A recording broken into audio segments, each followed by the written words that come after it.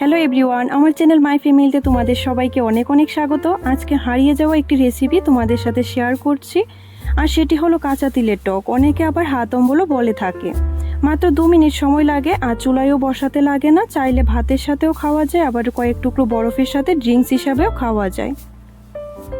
চলো তোমাদের দেখাই কিভাবে তৈরি করবে। প্রথমেই আগে তিলগুলোকে কড়াইয়ে গরম করে মিক্সি জারে দিয়ে গুঁড়ো করে নিয়েছি। এখন মিক্সি জারে আবারও তিলগুলোকে দিয়ে সাথে দিচ্ছি বেশ কিছুটা পরিমাণ নারকেল কোড়া। তোমাদের হাতের কাছে নারকেল না থাকলে নাও দিতে পারো। আর দিচ্ছি হাফ বাটি জল। এবার ভালো করে সব কিছু মিক্স করে নেব। মিক্স করে নিয়ে একটা বড় বোলে নিয়ে নিচ্ছি। মিক্স করার পর তোমাদের যদি মনে হয় ঘন হয়ে গেছে, তাহলে আরেকটু ঠান্ডা জলও মিশিয়ে নিতে পারো। এখন এর মধ্যে একে একে দিয়ে দেব স্বাদ মতো লবণ আর হাফ কাপ পরিমাণ চিনি। সব কিছু একবার মিশিয়ে নেব।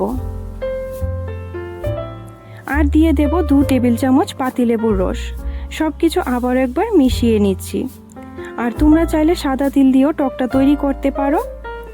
আর শেষে দিয়ে দিচ্ছি কয়েক টুকরো বরফ। তাতে কিন্তু টকটা ঠান্ডা ঠান্ডা হয়, খেতে আরও ভালো লাগে। এই প্রচণ্ড গরমে একবার হলেও কাঁচা তিলের এই টকটি বানিয়ে দেখো, দারুণ লাগবে খেতে।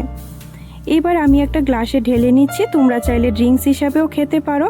আর তাহলে আরও 2 টুকরো বরফ নিয়ে নেবে সাথে, দেখবে আরও ভালো লাগবে খেতে। কাঁচা তিলের টক বা হাত অম্বল কিন্তু একদম রেডি। কেমন লেগেছে আজকের রেসিপিটি অবশ্যই কমেন্টে জানাবে। ভালো লাগলে লাইক, শেয়ার, কমেন্ট করে দিও। দেখা হচ্ছে আবারও নতুন কোনো ভিডিওতে। সবাই ভালো থাকবে, সুস্থ থাকবে। Thank you.